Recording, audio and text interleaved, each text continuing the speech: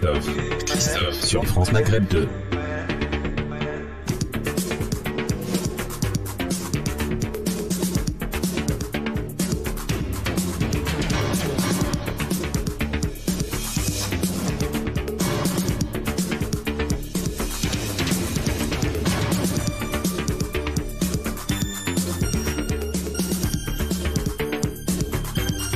Bonjour à toutes, bonjour à tous, ravi de vous retrouver sur France Maghreb 2, j'espère que vous allez bien, vous êtes en pleine forme, c'est aujourd'hui jeudi et nous sommes le 9 décembre et c'est parti pour votre LGF, le grand forum qui vous emmène tranquillement jusque 18h, évidemment comme chaque jour, la possibilité de nous appeler en direct sur votre radio, évidemment avec aujourd'hui un programme ma foi très sympa, vous allez le voir, on y va, c'est parti.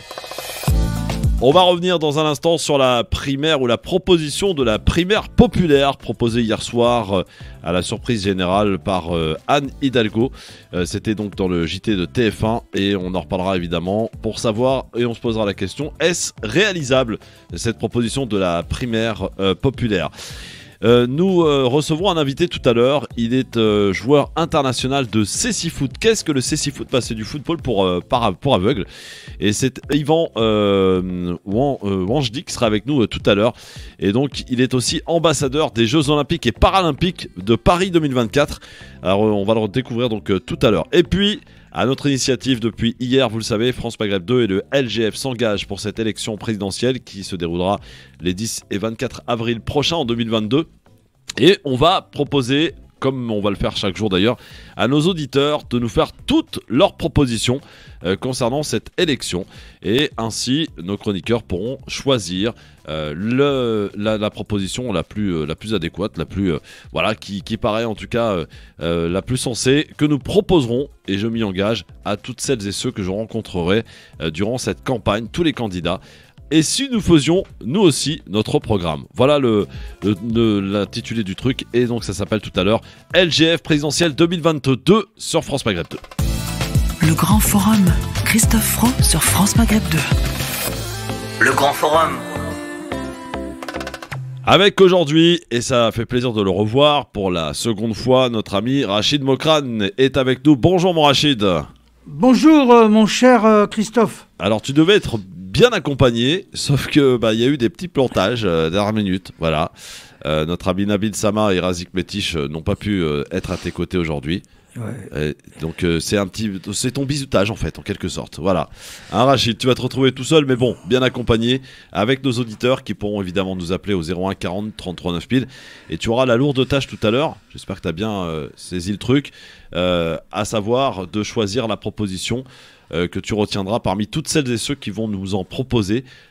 Et si nous faisions notre programme, le LGF s'engage, France Maghreb 2 s'engage pour cette élection avec les propositions des auditeurs et tu en choisiras une que nous porterons auprès des candidates et candidats que nous aurons l'occasion de rencontrer. Voilà, la lourde tâche, mon cher Rachid, elle est pour toi aujourd'hui, tout à l'heure. En attendant, évidemment, on a, comme chaque début d'émission, un truc qui s'appelle le quiz. Hein. Alors, le quiz, c'est vrai que c'est mieux quand on joue à plusieurs. Hein. Mais bon, comme tu es tout seul, tu as de toute façon gagné. Mais on va quand même le faire, ce quiz, parce que je ne l'ai pas préparé pour rien. Oh là là là là. Ah ouais. Ça va être la galère. Non, t'inquiète pas, tu vas voir. C'est très simple. Des questions qui mêlent actualité et qui mêlent éphéméride. Attention, première question. Qui reçoit le prix Nobel de la paix en 1979 ? C'est une femme. Ouh là là là là là là. Prix Nobel de la paix. Oui, une religieuse. Une religieuse. Oui. Sœur Emmanuel. Non, monsieur. Non. Ah, c'est celle que je sacralise le plus au monde. Une femme. Elle l'aurait mérité en tout cas, Christophe, je pense. Sœur Emmanuel ? Ouais. Ah oui, absolument, oui. Oui. Et alors ? Donc, c'est Mère Teresa. Non. Tu as dit quoi ? J'allais dire Mère Teresa. Bouge pas, il y a quelqu'un qui vient nous aider pour le quiz. Ça, c'est sympa. Allô, qui est avec nous ? C'est la belle histoire. La belle histoire que Rachid ne connaît pas encore. Alors, la belle histoire, je présente à Rachid. Rachid et bienvenue dans le GF. Rachid, la belle histoire en fait est un auditeur qui s'est transformé en chroniqueur, mais avec un statut un peu particulier. Il vient quand il est disponible, écouter l'émission, et il en fait une petite chronique en fin d'émission sur C'est ce qu'il a sympa. entendu et avec beaucoup de talent. Alors, Ouais, t'as de la c'est- chance, là. Moi, je suis en toute petite pause, là. Je vais repartir dans 10 minutes pour ma réunion d'équipe. Mais j'en profite, vu que c'est le quiz, pour Eh ben, intervenir et t'as être bien en fait. solidarité. Bravo, la belle histoire. Alors, la première question était la suivante, mais Rachid a donné la bonne réponse, hein, le temps que t'appelles. C'était qui reçoit le prix Nobel de la paix en 1979? Tu as dit, Rachid, Mère Teresa. Sœur Mère Teresa. Teresa. Mère Teresa, ouais. Et c'est une bonne réponse. Ah, ben voilà, Voilà. ça commence bien. Attention, deuxième question. Quel ancien footballeur de légende, âgé de 81 ans, est retourné à l'hôpital pour y poursuivre son... Pelé. Oui, pour y Hmm. poursuivre son traitement d'une tumeur au côlon. Hmm. C'est Pelé, le roi Pelé. Le roi Pelé, ouais. Le roi Pelé. Attention, troisième question. Je cherche un aviateur français. Il est né en 1901, il est mort en 1936 dans l'océan Atlantique. Oh là, c'est... Purée. Il a un nom de légende, en fait. Jean Mermoz. Jean Mermoz, Ouais, bonne ouais, réponse, c'est la belle histoire. Jean Mermoz. Bravo, Ouais. la belle histoire. La storia importante. Ah oui, évidemment. Quatrième question. Quel ministre a démissionné hier? C'est le ministre des... Le ministre des PME, Oui. il a bien fait de démissionner parce que je le connais pour avoir eu à travailler avec lui. J'étais conseiller. Grisé. Alain Griset. Voilà. Exactement. Alain Griset. Il a été condamné, on le rappelle, à 6 mois de prison avec sursis. C'est Voilà. quand même, ils ont des comportements scandaleux, hein, ces gens-là. Qui? Ils n'ont pas il n'y a pas de limite. Ouais. La crise éthique et morale dans laquelle on est, il n'y a pas de hasard. On continue encore, quoi. Ouais. Voilà, avec Phobie des gens comme administrative. Griset. Ça Et nous d'autres- fait 2-2. Attention. Je cherche un ancien footballeur français né en 1969 dans les Pyrénées-Atlantiques. Il se reconvertit aujourd'hui en commentateur. Vicente Lizarazu. Le Vicente Lizarazu est une bonne réponse, la belle histoire. Sixième question. Quel ministre, a reçu le Grand Prix de l'humour politique? Marlène Schiappa. Marlène Schiappa, oui, évidemment, Bravo. Marlène Schiappa. Oh. Alors, pour cette Oh. phrase, elle avait dit, On j'ouvre le les prend à guillemets, Heureusement que la grande et belle histoire est arrivée. hein. voilà. Alors, la phrase grâce à laquelle elle a reçu ce prix, c'est, j'ouvre les guillemets, on ne va pas s'interdire un plan à 3. Voilà, c'est Marlène Schiappa. Décidément, beaucoup d'humour. Alors, elle a même réagi à son prix. Écoutez ce que dit Marlène Schiappa de son prix politique de l'humour. Je te remercie pour ce prix que je suis ravie de recevoir. Je suis fière d'être ici avec vous en France où une ministre peut rappeler qu'on a le droit d'être mélangiste, libertin, abstinent, bisexuel, marié, fidèle, divorcé 3 fois, marié avec une personne du même sexe, sans attache, sapiosexuel ou même soliste, voire tout ça à la fois, voire ça dépend des jours. Voilà, incroyable, Marlène Schiappa qui réagit à son prix politique, à son prix de l'humour politique. Voilà. Alors, on enchaîne avec la toute dernière question.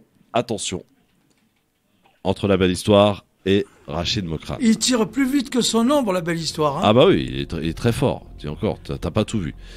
Quelle candidate a proposé une primaire populaire? Hidalgo. Hidalgo. Oh là. Une bonne réponse de Rachid Mokrane. Et on va en parler d'ailleurs dans un instant.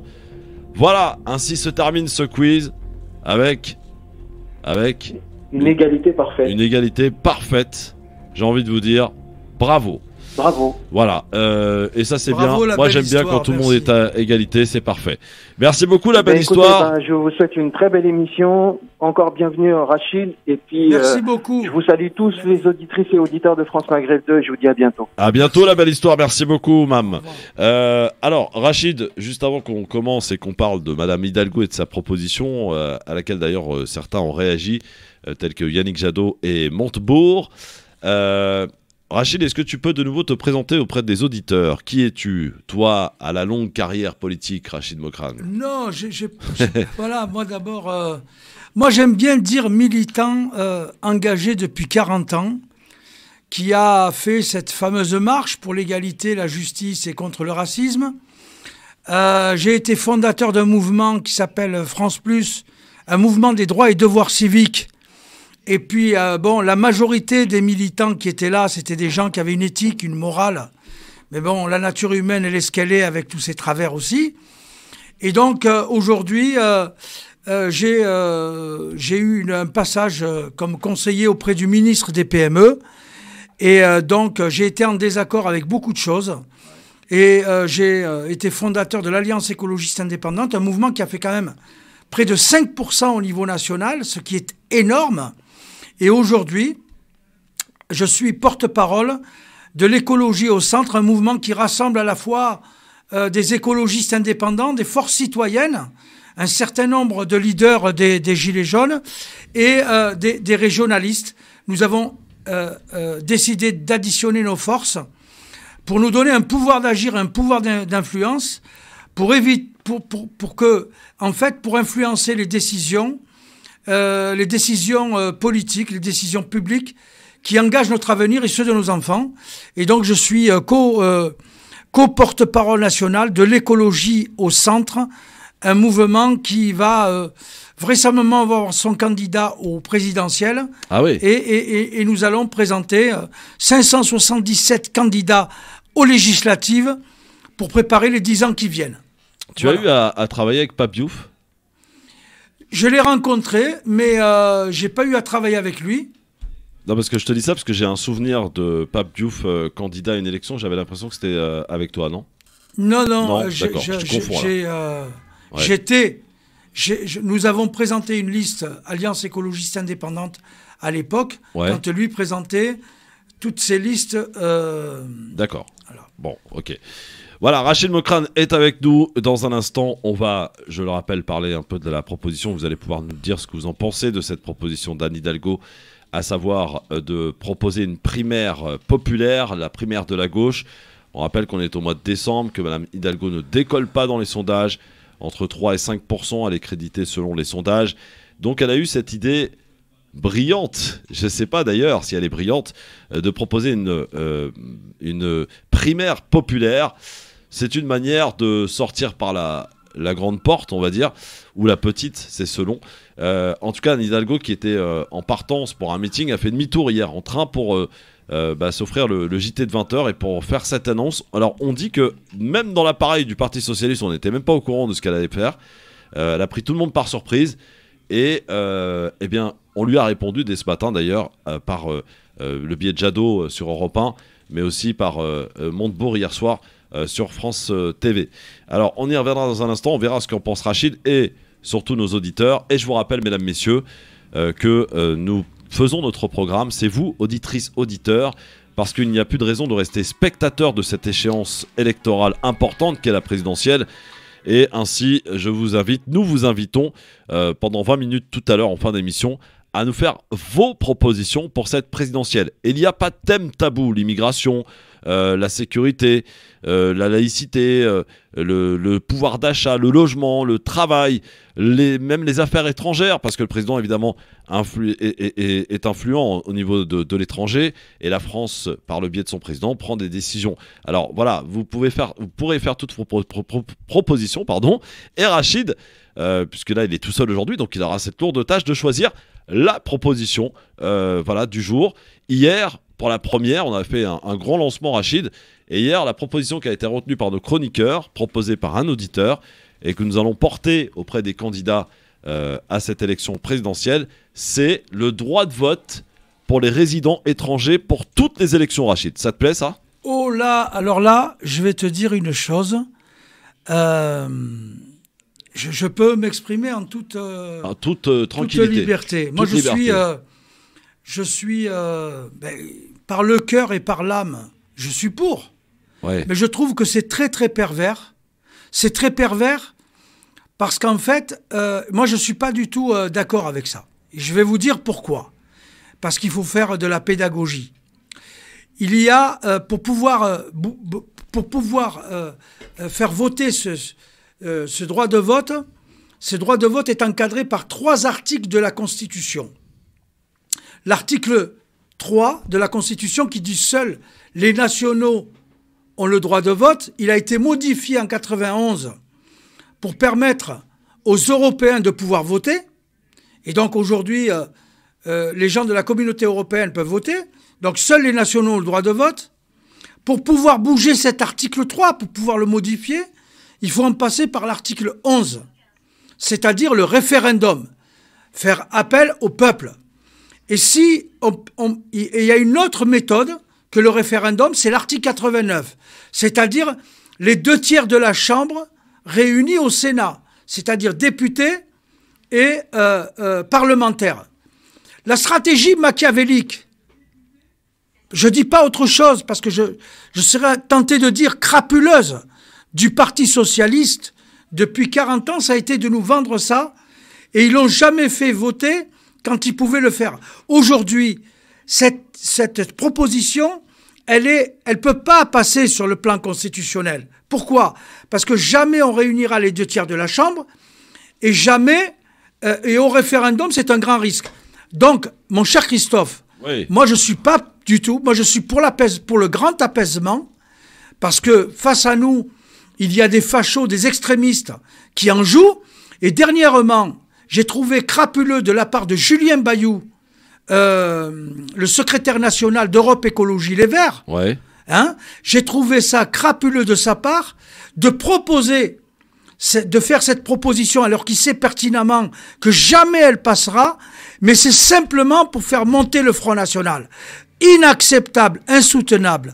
Personnellement, bien sûr, je suis pour que ma maman et mon père et que ceux qui aujourd'hui travaillent d'arrache-pied pour construire ce pays puissent voter, mais force est de constater que ce projet-là ne peut pas passer sur le plan constitutionnel. Il y a cette réalité. En tout cas, c'est la proposition de nos auditeurs qui a été retenue par nos chroniqueurs. Non. C'est l'appareil démocratique, mon Rachid. Voilà, mais je respecte, mais je leur dis. D'ailleurs, j'invite toutes celles et ceux qui ont été retoqués en quelque sorte hier à nous reformuler des propositions, à nous refaire des propositions. Peut-être que ça passera avec Rachid. C'est à chaque jour des chroniqueurs différents.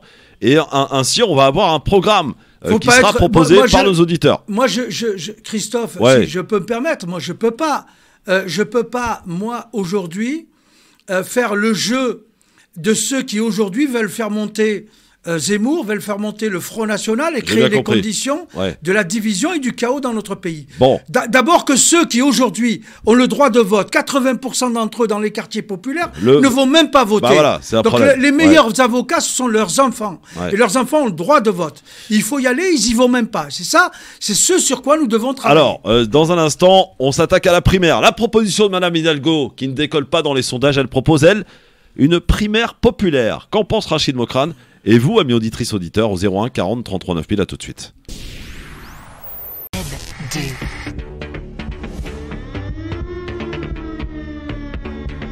Un militant engagé qui est avec nous aujourd'hui s'appelle Rachid Mokrane. Depuis plus de 40 ans maintenant, il œuvre dans le militantisme, mais pas que aussi, un peu dans la politique et dans l'écologie notamment. Ça lui parle. Rachid Mokrane est avec nous sur France Maghreb 2 et je vous rappelle donc tout à l'heure à partir de 17h30, vous pourrez, et comme chaque jour, durant toute la campagne, nous faire vos propositions, parce que il y en a marre, Rachid, que nous soyons spectateurs, et le peuple a aussi des choses à proposer, il faut qu'on l'entende, et on va devoir trancher, les chroniqueurs vont devoir trancher, ainsi faire porter des propositions de nos auditrices et auditeurs, la voix du peuple qui s'exprime, et ça fait du bien. Voilà, la démocratie dans toute sa splendeur, c'est de la radio participative qu'on propose au travers cet exercice. Pour l'heure, et avant de parler de la primeur, on fait monter un peu la sauce, le zapping, mon cher Rachid. À commenter, bien sûr. Alors, qu'est-ce que j'ai dans le zapping? Tout d'abord, mon cher Rachid, c'est la journée nationale de la laïcité aujourd'hui. Quels sont les chiffres des atteintes à la laïcité dans les écoles? La réponse a été portée ce matin chez Bourdin par Jean-Michel Blanquer, le ministre de l'Éducation nationale. Alors là, nous avons pour ce trimestre eu 610 signalements qui sont remontés. Ce sont des chiffres qui sont à peu près plus stables, importants quand même par rapport au trimestre précédent. Tout à fait, c'est légèrement en hausse, avec deux raisons que l'on peut indiquer. D'abord, l'hommage à Samuel Paty a fatalement été l'occasion pour certains de montrer leur non-respect de la laïcité, donc ça a été signalé et sanctionné. Par ailleurs, nous sommes de plus en plus forts et je dirais affirmatifs sur le fait de signaler, et donc il y a forcément plus de signalements. Quand on regarde à l'intérieur de ces signalements, le point intéressant, c'est qu'il y en a un peu moins à l'école primaire que précédemment. Il y en a plus au collège. Il y en a plus, ça a augmenté au collège et baissé à l'école primaire.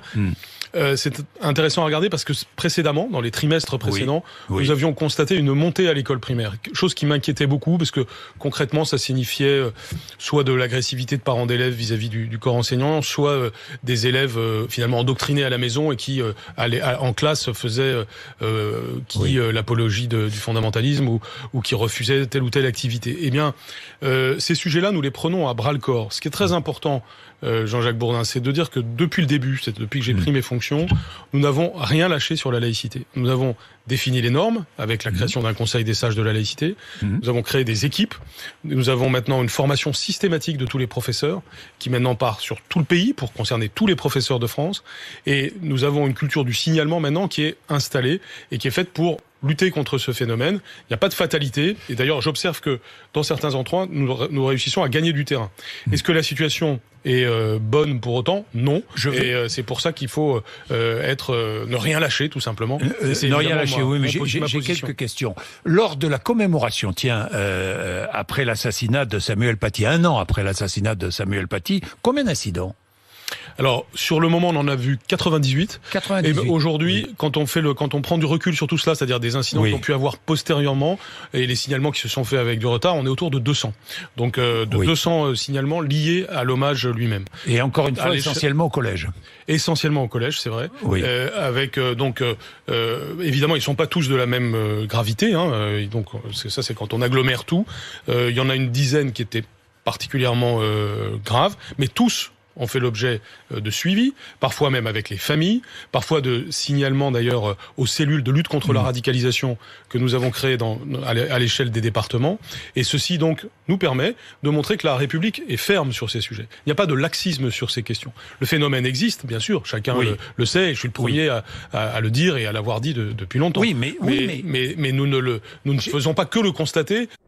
Voilà, ça c'est Jean-Michel Blanquer, Rachid, sur les atteintes à la laïcité dans les écoles. Il nous parle de 200 liés à l'hommage à Samuel Paty, dont 10 graves. Ça t'inquiète, Rachid? En fait, pour moi, mes yeux, aujourd'hui, notre société est bien malade. Et son école est en tout cas un élément de la société. Moi, je pense que aujourd'hui, désigner, stigmatiser, comptabiliser, c'est une chose. Bien sûr qu'il faut être ferme sur les valeurs de notre laïcité, sur les valeurs de la République, mais en même temps, je pense qu'en amont, il faut faire un constat. Le constat désastreux, c'est que aujourd'hui, on a concentré des centaines de milliers de familles dans des quartiers dont on dit qu'ils sont difficiles. Et donc, on a concentré les problèmes, concentré les familles. Ça crée des écoles ghettos.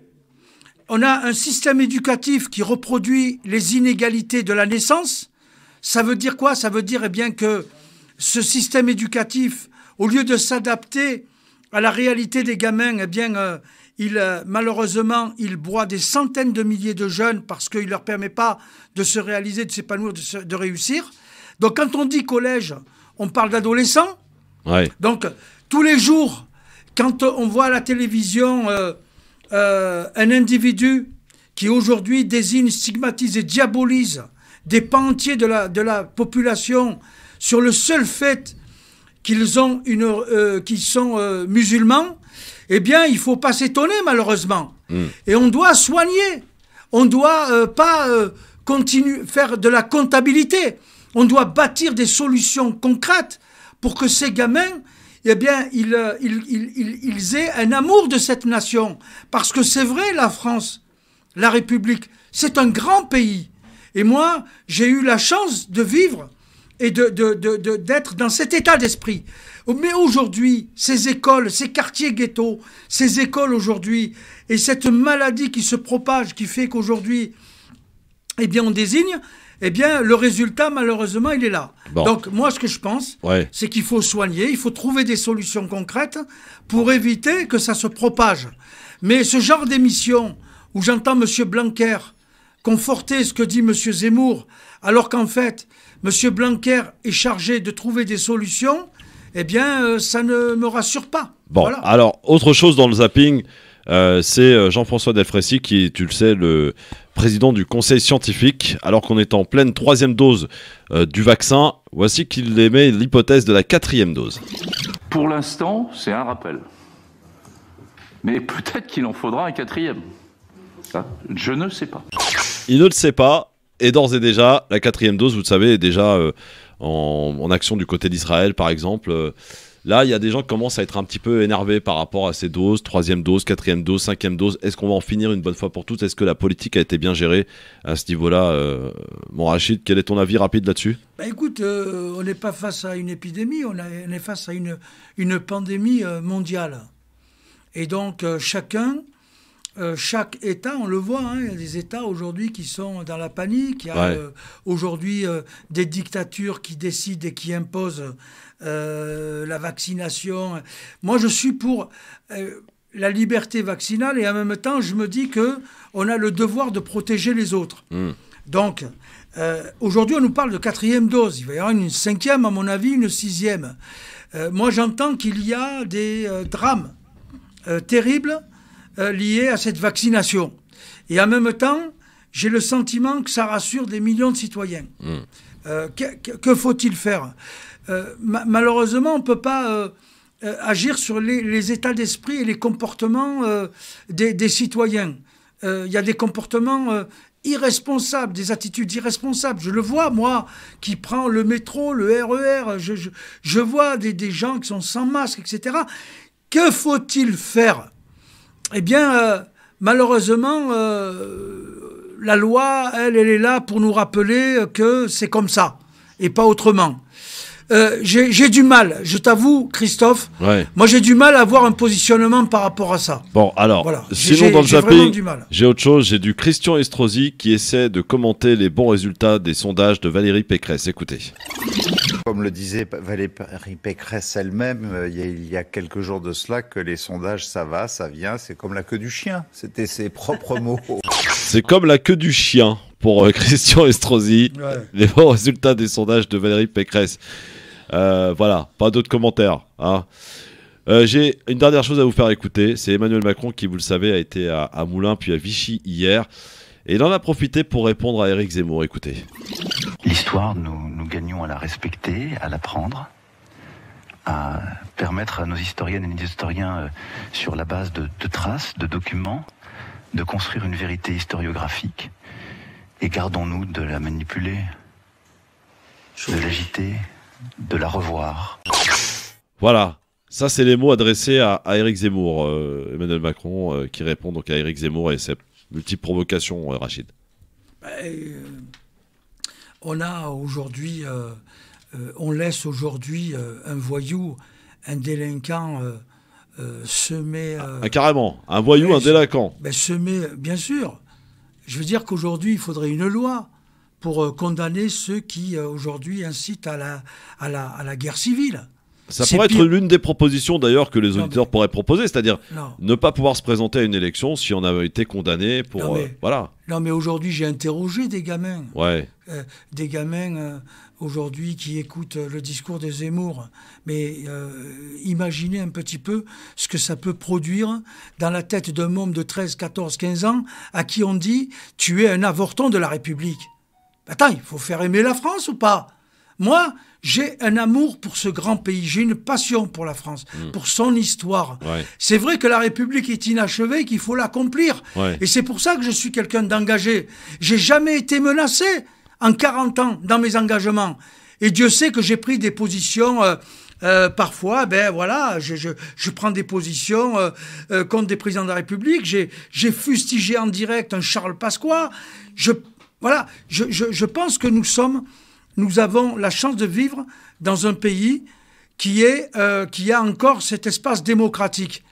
Mais en même temps, ce lieu démocratique laisse le virus de la haine se développer. Comment on peut accepter ça? Alors après, bien sûr... Il a bien fait d'y répondre, le président Macron. Il manipule... bien sûr qu'il manipule l'histoire. Aujourd'hui, pourquoi je dis délinquant et voyou? Son discours est anti-républicain, Zemmour. Puisque aujourd'hui, pour En fait, la France, ce n'est pas une race, c'est une nation fondée sur des valeurs, sur des principes. Ouais. Liberté, égalité, fraternité. Et la notion d'assimilation, qu'est-ce que ça veut dire? Moi, je me sens complètement assimilé. Maintenant, la République ne me demande pas de tuer ma part d'islamité. Elle ne me demande pas de tuer ma part de berbérité. Quand je rentre chez moi, Sawer Thamazert. Je parle le berbère avec ma maman. J'ai une religion qui structure ma vie, qui est la religion musulmane. La République ne me demande pas ça. Aujourd'hui, Monsieur Zemmour, lui, se permet, s'autorise de venir m'insulter tous les jours en me demandant de m'appeler Jean-Pierre. Est-ce que moi j'ai une tête à m'appeler Jean-Pierre, sans déconner? Allez, Jean-Pierre, on se retrouve dans un instant avec la proposition d'Anne Hidalgo et on parlera de Cécifoot, les amis, à 17h avec notre invité. À tout de suite.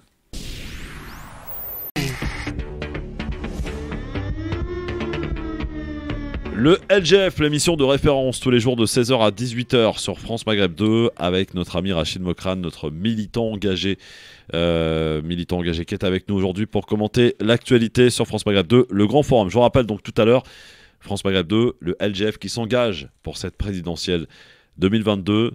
Terminer de rester spectateur de tout ce qui se passe, de tout ce qui se joue sur nous. Nous aussi, peuple, nous pouvons proposer et faire des propositions. C'est ce que vous faites et ce que vous ferez désormais tous les jours durant 20 minutes. Et ainsi, nos chroniqueurs choisiront la proposition du jour. Je vous rappelle celle d'hier, bon, qui ne plaît pas à Rachid, mais c'est les auditeurs et les chroniqueurs qui ont choisi. C'est le droit de vote pour les résidents étrangers pour toutes les élections. Rachid nous a expliqué pourquoi. Il n'aimait pas trop cette proposition, mais c'est quand même la voie démocratique qui l'emporte, mon cher Rachid. Alors, on va parler de ce qui s'est passé hier. La candidate socialiste, Madame Anne Hidalgo, qui, vous le savez, peine à décoller dans les sondages, est arrivée hier soir dans le journal de TF1 pour proposer cette idée de primaire populaire. Elle a pris tout le monde par surprise visiblement. Voici un petit extrait de ce qu'elle a dit hier soir dans le journal de 20h de Gilles Boulot. Écoutez. La conséquence que j'en tire, c'est qu'il faut organiser une primaire de cette gauche, arbitrée par nos concitoyens. Je sais qu'ils seront très nombreux. Anne Hidalgo qui souhaite donc organiser cette primaire populaire. Est-ce qu'on a affaire à la gauche la plus bête du monde, Rachid? Moi, j'utiliserai une métaphore. La métaphore du Titanic. En 1912, un fameux bateau avait coulé dans des mers profondes. Eh bien, le Parti socialiste aujourd'hui vit cette période et ce naufrage. Et face à ce naufrage, aujourd'hui, elle essaie de jeter des bouées de sauvetage. Et donc, aujourd'hui, elle reçoit une fin de non-recevoir de tous ces petits partis qui sont réduits à la portion congrue de 3, 4%, 5% des partis de gouvernement. Je vois, Monsieur Jadot, Roussel, le Parti communiste, il faut dire une vérité, mon cher Christophe, c'est qu'aujourd'hui, il y a une histoire d'argent derrière. C'est quoi? C'est de la com ou c'est de la politique ce qu'elle fait, Anne Hidalgo? Elle, aujourd'hui, elle se voit couler. Ouais. Le Parti socialiste, pour pouvoir être remboursé et pas vivre le naufrage, il a besoin de faire 5%. Ouais. L'arrivée de Pécresse et le fait qu'aujourd'hui, il y a une volonté du peuple de ne pas voir se reproduire le duel Macron-Le Pen, fait que quelque part, à un moment donné, on a le sentiment profond que les gens vont voter utile. Ouais. Et on voit bien le décrochage de tous les partis de gauche. Ils sont tous réduits à la portion congrue. Ils étaient à 10, 11, 12 pour Mélenchon, 9 pour Jadot. Aujourd'hui, on voit que ça décroche. Alors, puisque tu parles de Jadot, permets-moi de te couper, puisqu'il a répondu à cette proposition d'Anne Hidalgo. C'était ce matin chez nos confrères de Europe 1. Écoutez. J'ai écouté comme tout le monde, Anne Hidalgo. Elle prend acte de l'impasse de sa candidature. Sa difficulté à ce que les idées qu'elle porte perce dans l'opinion publique, à ce qu'il y ait une cohérence, une détermination, un espoir pour transformer la société et gagner la présidentielle de 2022. Voilà, après, il y a une volonté de sortir de l'impasse par une idée surprise, comme la personne qui présentait le journal vient de l'indiquer. tout cas, c'est pas le choix des écologistes. Le choix des écologistes, c'est justement de rassembler très largement, nous le disons depuis longtemps, de rassembler très largement autour d'idées fortes, l'écologie, qui doit aujourd'hui s'imposer dans cette campagne présidentielle, s'imposer à l'élection présidentielle pour qu'enfin on fasse face au défi du climat, de la biodiversité, qu'on reconstruise de la justice sociale dans notre pays, qu'on remette de la démocratie Jadot, ce matin, vous le dites, quoi qu'il arrive, quoi qu'il en coûte à la gauche, vous ne participerez pas à une primaire de la gauche. Non. Quoi qu'il arrive, vous ne changerez pas d'avis. Je ne participerai pas à une primaire de la gauche parce que l'élection, c'est dans 4 mois et demi. Qu'il faut être un peu sérieux. Vous savez, moi j'ai rassemblé toute la gauche et les écologistes au printemps pour travailler un socle commun. Et je l'ai toujours dit, ce socle commun, aujourd'hui, et tout le monde le reconnaît, il doit se faire autour de l'écologie. Yannick Jadot. Moi j'ai envie de rire puisque je suis donc co-porte-parole de l'écologie au centre et de l'Alliance écologiste indépendante. Ouais. D'ailleurs, nous avions en 2019 signé un accord avec Europe Écologie Les Verts et nous avons 2 élus députés. Nous avons 2 députées européennes qui siègent au Parlement européen. Ouais. Nous avons proposé à Yannick Jadot de fédérer d'abord la famille des écologistes pour devenir une force incontournable pour que l'écologie devienne la locomotive et qu'est-ce qu'il vous a répondu de toutes les forces de progrès. Je ne parle pas, moi, de la gauche, je parle de tous ceux, aujourd'hui, démocrates, républicains, qui ont compris que nous sommes face à l'irréversible. Aujourd'hui, c'est pas vrai. Ils ont exclu un certain nombre de mouvements. Il n'y a pas plus sectaire qu'Europe Écologie Les Verts avec Jadot et consorts. Et aujourd'hui, nous avons rompu ce contrat, puisque déjà, ils ne voulaient pas favoriser cette dimension qui nous permettait de dire qu'au fond, ils ont tous échoué parce que ce soit la gauche ou la droite, sur le consumérisme, le productivisme a ses propres limites. Et le tout croissant, c'est pas une réponse. Quand on voit que nous sommes devant cet irréversible qu'est le réchauffement climatique. Aujourd'hui, c'est des jeux politiciens entre eux. En tout cas, il dit non pour l'instant à la proposition d'Hidalgo. C'est des jeux politiciens. Pas question, a-t-il dit. Il y a d'autres enjeux, Christophe. Il y a d'autres enjeux. Il y a l'enjeu des législatives. Aujourd'hui, est-ce qu'ils vont additionner leurs forces pour essayer de sauver leur peau? Que vont-ils faire? Le PS aujourd'hui est pris en tenaille et vit son naufrage. Elle essaye de sortir par le haut. Jadot refuse.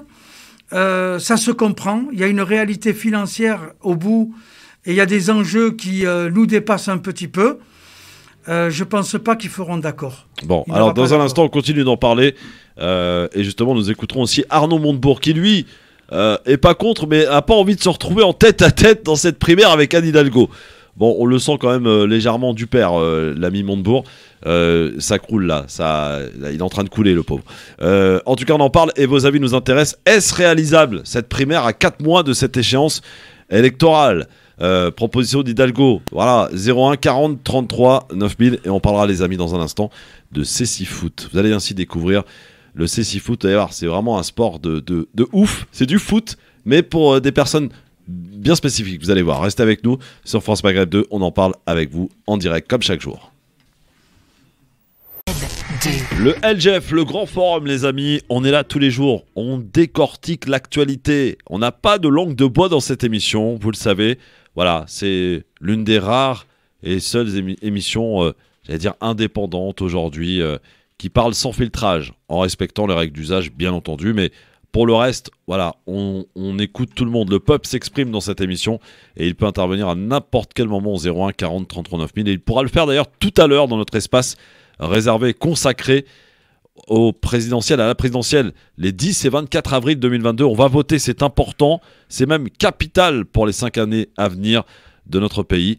Il va falloir faire son choix, il va falloir aller voter et si nous prenions le pouvoir, si nous faisions notre programme, c'est ce qu'on vous propose de faire chaque jour avec chaque jour une proposition que nous retiendrons, que nos chroniqueurs retiendront et que nous soumettrons ainsi aux candidats que j'aurai l'occasion d'aller interviewer durant cette campagne. Rachid Mokral est avec nous, notre militant engagé, pour parler de cette proposition de Anne Hidalgo qui souhaite organiser une primaire populaire. On a écouté la réponse de Jadot. Je propose d'écouter celle de Montebourg, Arnaud Montebourg, lui qui lui aussi peine à décoller dans les sondages, 2, 3, 4% au maxi. Voici ce que dit de cette proposition Arnaud Montebourg hier sur France Info. Je me réjouis de l'initiative prise par Anne Hidalgo à la suite de mon appel et de mon adresse. Ce matin dans Libération. Vous vous êtes pas parlé dans la journée. Ce matin dans Libération, cet après-midi dans l'adresse, et je vais continuer à faire ce travail de prosélytisme pour construire le nous et abandonner le moi-je. La primaire est-elle un bon moyen de construire... Alors, elle propose une modalité. J'ai été, moi, l'inventeur de la primaire il y a 10 ans. J'ai participé à 2 d'entre elles. J'en connais les avantages, j'en connais aussi les inconvénients. Elle a le mérite d'être une proposition que je salue. Est-ce que cette proposition suffira ? Je ne sais pas, car je ne vais pas me retrouver dans une primaire avec Mme Hidalgo en tête-à-tête. Il n'a pas envie de se retrouver en tête-à-tête, Rachid, Arnaud Montebourg, avec Anne Hidalgo dans cette primaire. C'est ce qui risque d'arriver, puisque visiblement, personne n'a l'air très chaud pour y participer. Mélenchon, évidemment, c'est non. Jadot, c'est non. Roussel, c'est non. On voit pas ce qui reste. Hein. Il faut avoir le courage d'aller au bout de la logique, c'est-à-dire qu'aujourd'hui, il y a une crise de confiance terrible dans le peuple français. Ils ont passé leur temps à se fustiger, à se dénoncer les uns les autres, à se taxer pour les uns d'islamo-gauchistes, de l'autre de libéral, machin, etc. Ils n'ont pas créé les conditions de concertation. Ils sont dans des stratégies d'ego. Le fameux « moi je veux bien » quand Arnaud Montebourg dit « moi je veux bâtir les contrats de nous et détruire le moi je ». Mais ils sont que là-dedans. Ils sont que dans l'ego, dans le moi je et dans des stratégies personnelles. Anne Hidalgo, elle veut sauver sa peau parce que c'est dramatique. Hein, elle s'est mis dans la nasse toute seule.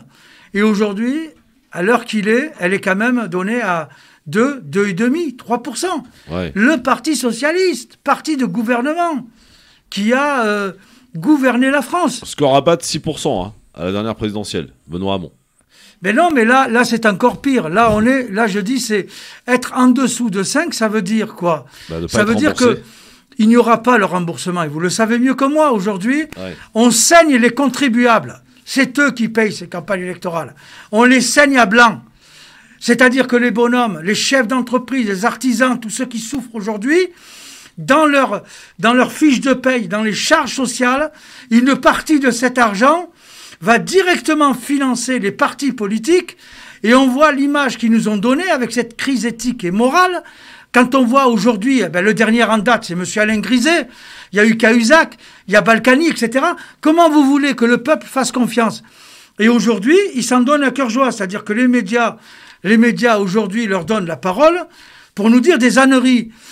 Comment vous voulez que le peuple y croit si demain, vous voyez un Mélenchon, une Hidalgo, un Arnaud Montebourg, un Roussel, les bras dessous, bras dessus, il y a Philippe Poutou pour dire... aussi. Ouais. Philippe Poutou et Nathalie Arthaud et j'en passe, bras dessus, Christiane bras dessous. Taubira apparemment qui pourrait annoncer sa candidature. Non mais elle franchement, elle devrait, elle a assassiné Lionel Jospin en 2002.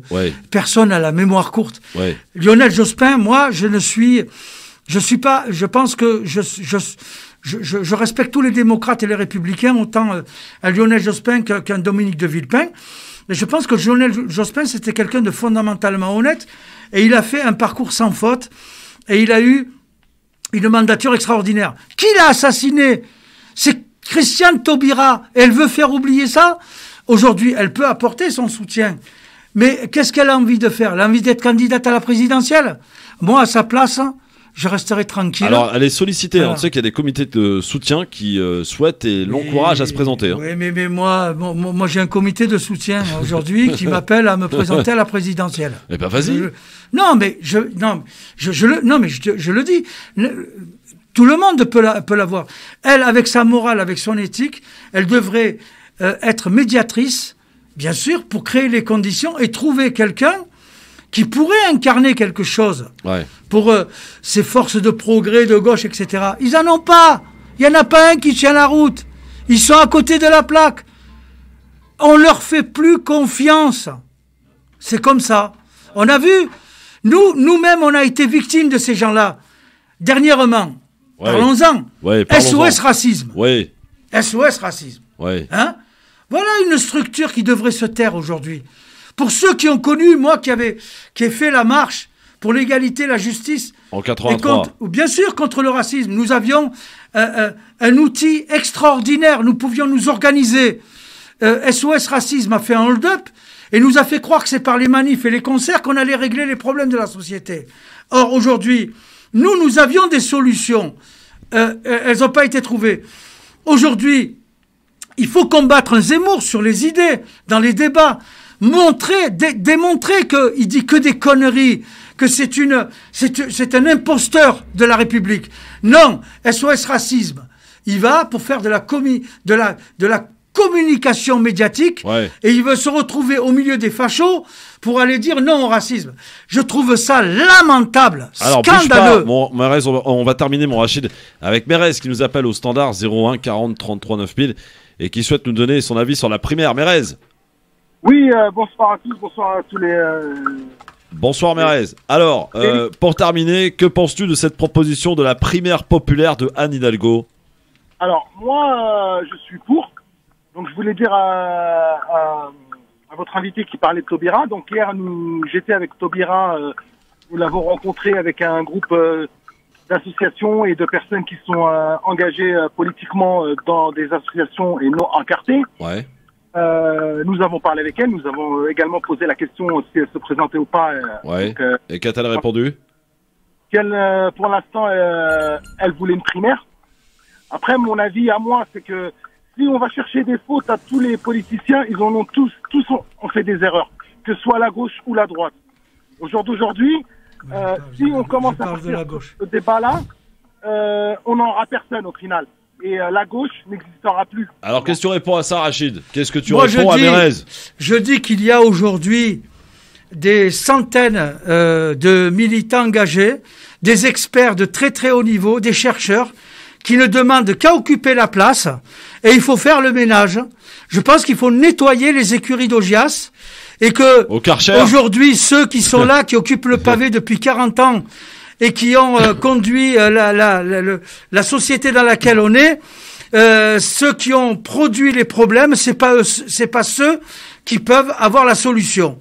Donc face à toutes les crises terribles que nous vivons, nous avons besoin de renouveler, de restaurer un climat de confiance.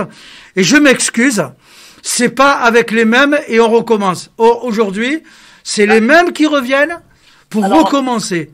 Et là, on peut pas créer un climat de confiance dans notre pays. La preuve, 80% aujourd'hui de citoyens se sont dégoûtés de la politique et ne veulent plus aller voter. Le résultat des candidats de gauche est très révélateur de ce point de vue. Sur ce point-là, je suis d'accord. Moi-même, je suis élu je suis conseiller municipal à la ville d'Ivry-sur-Seine. Avant d'être conseiller municipal, j'étais militant pendant des années. Aujourd'hui, on veut faire changer les choses. Mais au final, quand on est à l'intérieur, on se fait bouffer par les politicards. Et ces personnes dont vous dites que des chercheurs et j'en passe, oui, il serait peut-être temps que eux se mettent en avant et qu'ils nous montrent ce qu'ils proposent et que nous puissions lutter avec eux pour pouvoir avoir notre place en politique et faire changer les choses. Alors, parce que mais Marez, issus de l'immigration, on est toujours mis en arrière. Marez, oui. J'aimerais, en tout cas, te rencontrer parce que tu as des paroles de sagesse. Et c'est vrai que je suis un peu en colère, je l'avoue, je te le dis. Je suis aussi en colère. Je suis pas simplement derrière un Rachid micro. en colère. Voilà. Je suis pas derrière un micro, je suis en colère. Ça fait 40 ans qu'il est en colère. Et tu as complètement raison. Et j'ai le sentiment profond que cette déception, elle est produite volontairement. Il y a toute une stratégie pour dégoûter les gens. Bon, alors... Et c'est ça qui fait mal, parce que la politique, c'est quelque chose de noble, c'est quelque chose de beau. La politique, ça a commencé quand j'étais enfant, et que mon grand-père m'a transmis une éthique qui était avoir le souci des autres. Ouais. Et depuis tout gamin, j'ai le souci des autres. Mais aujourd'hui, tu as vu, on a morflé, moi je suis de cette génération des quinquagénaires, sexagénaires. Franchement, je l'ai vécu de l'intérieur. On a morflé et je sais ce que tu vis aussi, malheureusement. Bon, Mérez, merci beaucoup. En tout cas, tiens, on sera... À vous et je dis bonne chance. Bon chance. Merci, Mérez. On sera avec une collègue à toi lundi, qui est chroniqueuse dans le HF, Sabrina Sebaï. Elle sera là lundi. Ouais, je vois que ça rigole. Tu t'entends bien avec Sabrina Sebaï ? Il n'y a aucun souci avec elle. Ah, très bien, très bien. Tu l'embrasses de ma part. Elle sera avec nous lundi sur France Maghreb 2. Merci, mon Mérez. Voilà, bon, ce qu'on pouvait dire, en tout cas, on a bien tartiné Anne Hidalgo et sa proposition. En tout cas, c'est Rachid qui s'en est chargé, évidemment. On va changer de sujet et accueillir notre invité, mon cher Rachid. Maintenant, il est joueur international de Cécifoot et il s'appelle Yvan Wanji. Bonjour, Yvan. Bonjour Christophe, bonjour Rachid, merci pour l'invitation et c'est un plaisir d'échanger avec vous. Alors Yvan, première question toute bête, qu'est-ce que le Cécifoot ? Le Cécifoot, c'est du football adapté pour les personnes mâles et non-voyantes. Ouais. Donc c'est du football pour les personnes atteintes de cécité. Ouais. C'est une variante du football, c'est une manière de jouer au foot. Ça se joue en extérieur, ça se joue sur un terrain de handball, donc sur du synthétique. C'est du 40/20 en termes de dimension. Sur les côtés, il y a une barrière permettant aux joueurs de visualiser les côtés du terrain. C'est un peu comme les city-stades, les urban ou les five. Donc c'est encadré autour du terrain pour bien visualiser les rebords sur les côtés. Ensuite, c'est du foot à 5. Ça se rapproche beaucoup du foot en salle dans la configuration et dans la manière de jouer. Seul le gardien de but est voyant. Il n'a pas de problème visuel. Et les joueurs de champ, les 4 joueurs de champ de chaque équipe portent un bandeau. Parce que parmi nous, il y en a qui voient un petit peu et il y en a qui ne voient pas du tout. Le bandeau permet à tous les joueurs de champ d'être à égalité. On a plusieurs particularités. Derrière le but adverse, il y a quelqu'un qui nous oriente. Et lorsqu'il parle, on entend et on visualise où est la cage adverse. D'accord. On joue avec des cages de hockey. C'est des cages un peu plus grandes que des cages de handball. Et comme spécificité pour repérer le ballon... Donc le ballon fait du bruit, c'est un ballon qui est plus petit qu'un ballon de foot classique dans lequel il y a des grelots permettant aux joueurs de l'entendre lorsqu'il est en mouvement sur le terrain. Ensuite, comme on ne se voit pas sur le terrain, on se parle beaucoup, il y a beaucoup d'interactions. On compense beaucoup le fait de ne pas voir par beaucoup d'interactions, beaucoup d'échanges, beaucoup de communication verbale. Le jet, le fait de dire jet permet aux autres de savoir qui a le ballon, perdu, passé, j'y vais. Donc il y a beaucoup de communication comme ça, mobile sur un terrain. Et le gardien, comme il voit, il n'a que 2 mètres de surface. Il n'a pas le droit d'aller au-delà de ces 2 mètres pour arrêter un ballon. D'accord. Alors par exemple, marquer un but avec la tête, c'est compliqué là. Oui, effectivement, 99% de la pratique Cécifoot se joue à ras de terre. Donc le ballon est à terre à chaque fois. Est-ce que la main est sanctionnée ? Oui, la main est sanctionnée, oui. Ah, très bien. Alors, Yvan, toi, tu es un joueur international de Cécifoot. On y joue au niveau international. Alors, effectivement, ça me permet d'expliquer un peu le contexte du Cécifoot. Donc, le Cécifoot existe au niveau mondial depuis à peu près 1 siècle. Ça a été développé d'abord au Brésil, en Amérique latine, en Amérique du Sud. Ça s'est développé en Argentine. Ça s'est développé aussi en Europe, beaucoup en Espagne. Et en France, le Cécifoot existe depuis 1987. La pratique a été développée par un non-voyant qui s'appelle Julien Zelela, qui a développé la pratique. Donc, il est aussi président du club de Saint-Mandé. Alors, il faut savoir que les clubs de Cécifoot, c'est pas forcément des gros clubs, c'est pas forcément des noms connus, c'est plus des villes, des mairies qui accompagnent des projets autour du sport et du handicap.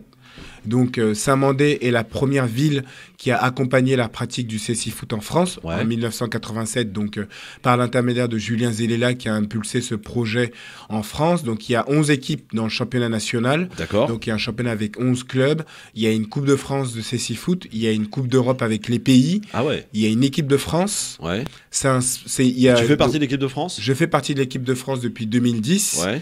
Donc il y a une Coupe du Monde aussi et c'est une discipline qui est aux Jeux paralympiques depuis Athènes 2004. Ah oui, d'accord. C'est quoi ton poste ?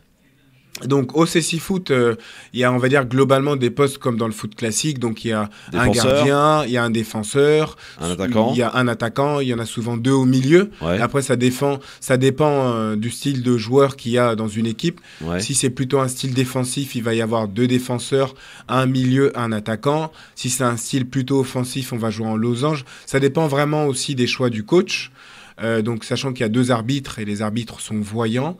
Donc moi je suis attaquant, je joue en attaque. Tu marques des buts toi Yvan. Effectivement, ouais, j'essaie de marquer des buts et surtout moi ce que j'aime dans le CC Foot, sachant que je suis non-voyant depuis l'âge de 10 ans et que j'en ai 28, donc j'ai découvert l'univers du handicap et j'ai découvert différentes activités sportives adaptées pour les non-voyants après avoir perdu la vue. Moi ce que j'aime dans le CC Foot, c'est cet esprit de solidarité, ce partage, le fait de s'entraider, le fait de vivre des émotions ensemble. C'est ça que j'aime et c'est ça qui m'anime au-delà évidemment des enjeux de la compétition, au-delà des matchs. Et il faut savoir aussi, Christophe, parce que je te remercie de donner la parole au CC Foot aujourd'hui par mon intermédiaire. Alors, à côté des matchs et des entraînements, qui sont des enjeux fondamentaux pour nous, il y a aussi ce qu'on appelle des actions de sensibilisation.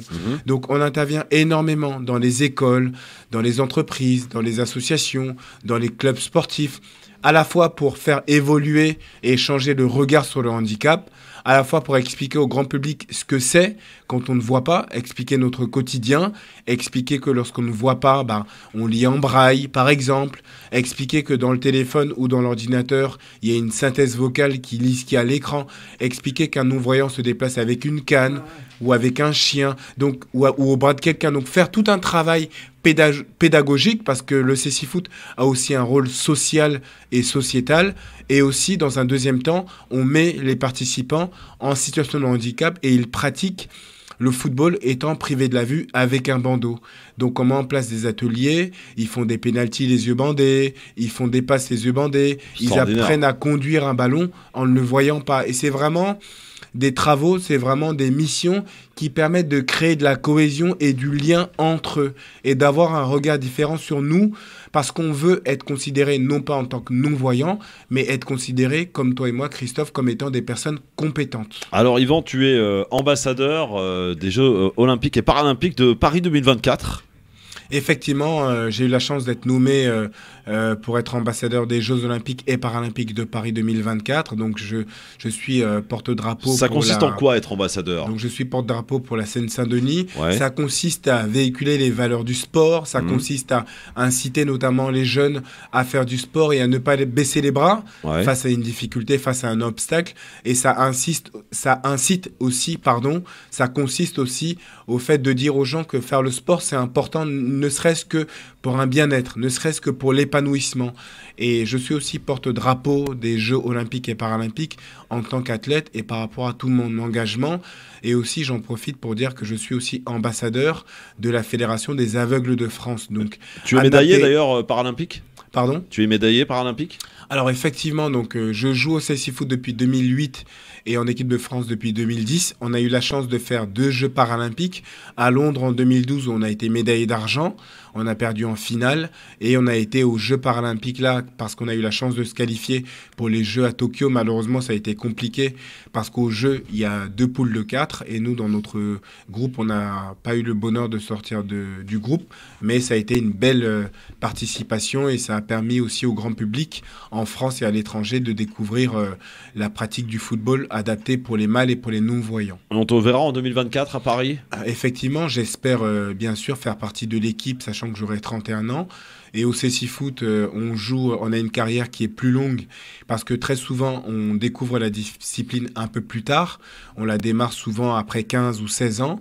Et donc, il n'y a qu'une division en France et j'espère effectivement à Paris faire partie de l'équipe. Donc, je vais travailler pour continuer à être dans le groupe et dans l'effectif CC Foot.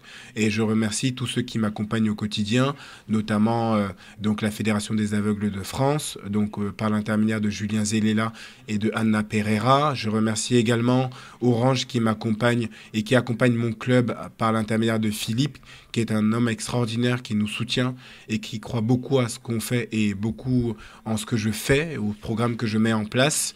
Et tout un travail sur la pédagogie et faire évoluer les mentalités et afin qu'on nous voit comme étant des athlètes et non plus comme étant des non-voyants qui font du sport, mais d'abord des athlètes qui ont une particularité, celle de ne pas voir. Et tu vis de ta passion aujourd'hui? Tu es payé comme joueur? Alors j'ai la chance d'être accompagné notamment par la Fédération des aveugles de France, faisant que je suis soutenu par une bourse, mais je n'en vis pas. C'est pas... Il faut savoir qu'à ce jour, donc le cécifoot donc est un sport amateur, donc faisant que à côté, on a tous une activité. Moi, je fais des études en communication à côté. Il y en a d'autres qui travaillent. Il y en a qui font encore leurs études. Mais je n'en vis pas aujourd'hui. Mais j'espère que tôt ou tard, une entreprise m'accompagnera. Et surtout, au-delà de moi, j'espère qu'avec les Jeux paralympiques de Paris, que davantage d'athlètes en situation de handicap seront accompagnés et soutenus. Rachid. Bah, écoutez, moi, je suis complètement... D'abord, je suis ému par le témoignage d'Yvon. C'est extraordinaire, Yvon. Ton parcours est d'abord extraordinaire. Je le dis, je trouve scandaleux que l'État ne s'appuie pas sur quelqu'un comme toi, parce que ta pensée positive, créatrice, ce droit à l'indifférence que tu revendiques, malgré ce que tu peux vivre, eh ben, c'est pour des milliers de gamins un message qui peut les aider à rebondir, à y croire, à se dépasser. Il faut se dépasser. Et c'est cette notion de dépassement qu'on a oubliée. Donc, j'ai militant engagé. Pourquoi je suis aussi dans le champ politique? Pourquoi? Parce que la politique, c'est la maison du fort. Ouais. Et aujourd'hui, ceux qui sont dans les instances de décision, ils méprisent cette réalité-là. L'expression, ce que vient de dire Yvon, mais c'est extraordinaire ce qu'ils font. Et aujourd'hui, c'est des bouts de ficelle. Et on voit que des opérations de prestige nous coûtent des millions et des millions d'euros. Il y a aujourd'hui une espèce de disque jockey qui a pris 500 000 euros à une ville qui s'appelle Marseille. Et c'est Jean-Claude Gaudin qui avait versé une subvention de 500 000 euros pour une espèce de David Guetta pour une soirée. Alors que Yvon, il va galérer pour avoir 1000 euros. Aujourd'hui, il nous apprend qu'il n'est même pas permanent d'une structure. Je trouve ça honteux et scandaleux. D'ailleurs, moi, je me suis occupé d'enfants myopathes qui sont emmurés dans leur corps. Et je vais raconter une anecdote pour que vous compreniez ma colère encore là-dessus. J'étais conseiller auprès d'un ministre de la fonction publique. J'avais en charge la question de l'égalité des chances et du handicap. Et j'avais demandé sur l'accessibilité, l'accessibilité, et de pouvoir permettre aux collectivités locales qui n'avaient pas les moyens d'obtenir des moyens pour pouvoir équiper leur mairie. Pour cette égalité des chances, parce qu'il y a une loi, par exemple, qui te permettrait à toi de pouvoir être recruté, parce que l'État, la fonction publique, c'est ce qu'il y a aussi de plus discriminatoire, puisqu'ils sont obligés d'embaucher un quota de 7% de personnes qui vivent un handicap. Or, ce n'est pas respecté. Ils préfèrent payer les amendes. Ce n'est pas respecté. J'ai fait un rapport au ministre. Je l'ai proposé. Le directeur de cabinet, avec qui j'avais du mal à travailler, a pris mon rapport et il a dit c'est du réchauffé, et il a jeté à la poubelle en disant c'est du réchauffé. Si, ce que je vous dis, c'est vrai. Et je voudrais pouvoir dire son nom. Je vais quand même contacter un avocat. Ouais, on sait jamais. Parce que j'ai pas envie de rentrer encore dans un marasme. Je vais pas me rajouter des problèmes de santé. En tout cas, Yvan, voilà, ce cécifoot, c'est magnifique parce que voilà, d'abord, peu de gens connaissent et finalement, ça permet de savoir et pour les auditeurs qui nous écoutent que finalement, on peut être atteint d'un handicap. Mais ce qui ne nous empêche pas, avec des structures adaptées, avec aussi un petit peu de raisonnement, de réflexion, eh bien de pouvoir faire notre sport à notre manière, hein, Yvan. C'est ça le message. Absolument, absolument, Christophe. Effectivement, ce dépassement de soi, y croire, ne pas baisser les bras parce qu'on fait face à une difficulté, peu importe si c'est un handicap physique ou invisible, ou un handicap social aussi, parce que parfois on n'est pas toujours entouré, de manière globale. Et c'est le message, effectivement, que j'ai envie d'envoyer aux auditeurs, à celles et ceux qui nous écoutent aujourd'hui, ne pas baisser les bras, aller de l'avant. Et vraiment, si parmi les auditeurs, auditrices, il y en a qui sont situation de handicap ou pas et qui souhaitent interagir avec moi, vous me retrouvez facilement. Vous tapez Yvan avec un Y, YVAN, Cecifoot sur Internet, ou sinon sur Instagram, je suis pas mal actif, Yvan.Wandji, enfin il y a un point entre le nom et le prénom, et ça sera avec un plaisir d'interagir pour vraiment donner du baume au cœur et vous, comme tu le dis effectivement Christophe, montrer nos compétences et montrer que c'est pas parce qu'on a un handicap qu'on est mis dans une case. Et pour rebondir par rapport à ce que Rachid disait, je m'associe beaucoup à ce qu'il dit, mais au lieu de déplorer cela, moi j'ai plutôt une approche différente, celle d'aller sur le terrain, d'aller et de mettre en place des actions concrètes, d'agir effectivement avec les enfants dans les écoles, parce que les enfants, c'est eux l'avenir, c'est eux qui changeront les mentalités, c'est au travers des actions avec eux que demain, peut-être que les mentalités, les portes vont s'ouvrir, les murs vont s'écarter. Et moi je le sens, faisant des interventions régulièrement, je sens quand même qu'il y a un éveil des mentalités et qu'il y a une bienveillance de la part des gens. Quel beau message. J'aimerais que ce soit plus, hein, mais ça, au lieu comment dire, moi j'ai toujours ce tempérament, ça vient de mes parents, ça vient aussi de mon frère jumeau Yvon qui est voyant et qui me soutient. Yvon et Yvan, voilà. Yvon et Yvan, c'est pas mal. Alors Yvon, bouge pas. Là. On se retrouve dans un instant parce que moi j'ai des impératifs pubs, Rachid. Okay. Je fais rentrer de l'argent dans la caisse, mon vieux. Dans un instant, on parle de Cecifoot, les amis, et dans quelques minutes, vous allez pouvoir nous faire vos propositions pour cette présidentielle. Agissons, engageons-nous et voilà, faisons notre programme. On vous attend au 01 40 33 9000 dans quelques minutes. Nous terminons notre entretien pour parler de ce Cecifoot que je vous invite vraiment à découvrir avec notre invité ici présent sur France Maghreb 2. A tout de suite, juste après ceci. Ça pourrait être Léo Messi, sauf qu'il gagne beaucoup moins cher. Il gagne carrément rien, quasiment. Et il a autant de talent que lui, finalement, hein, Yvan. Écoute, est-ce que tu es le Léo Messi des aveugles?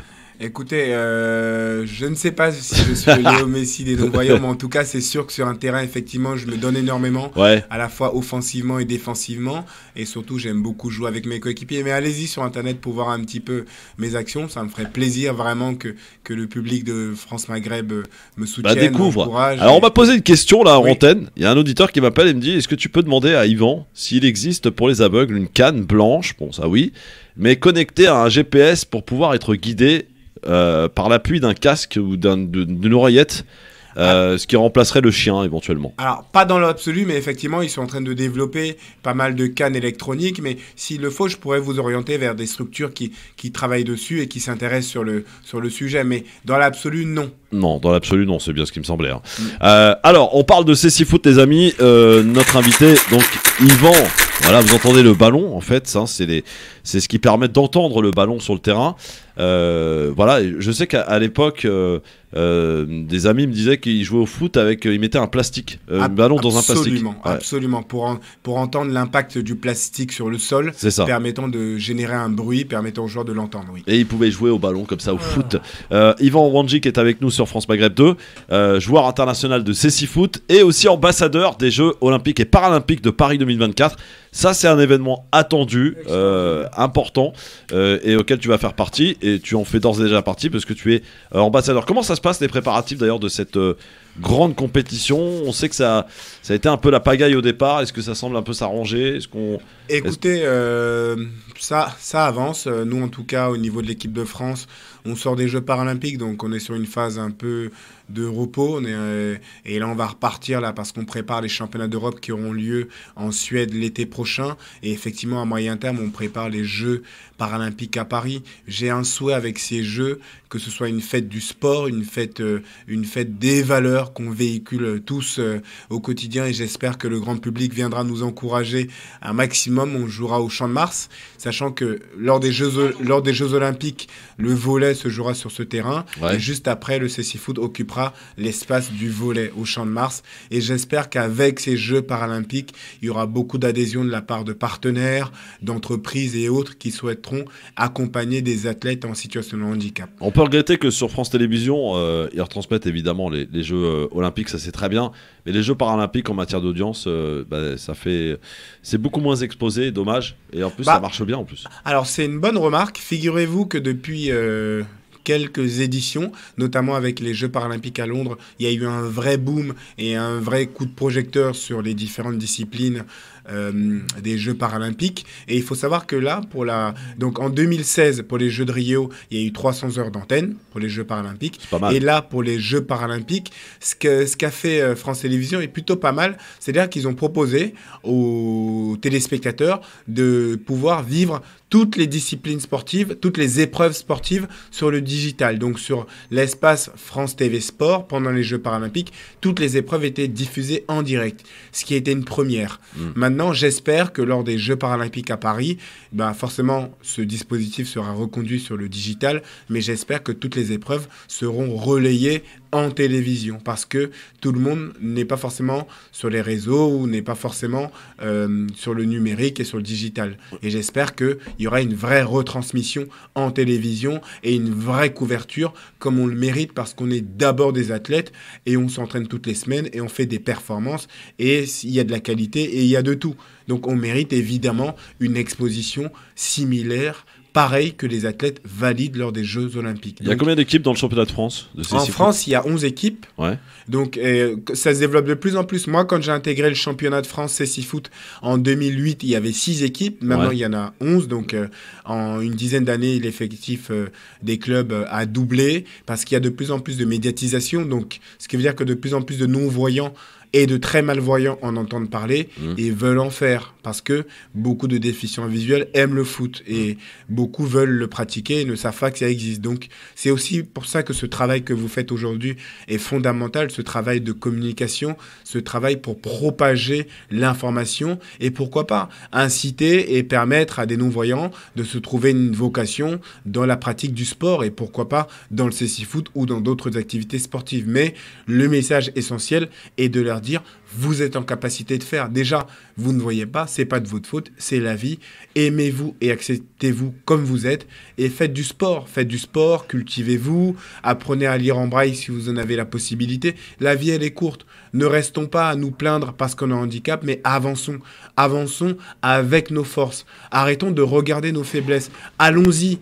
On ne voit pas, mais on a des compétences. J'ai la chance d'avoir Christophe face à moi, qui est non-voyant, il est compétent. On a tous des compétences.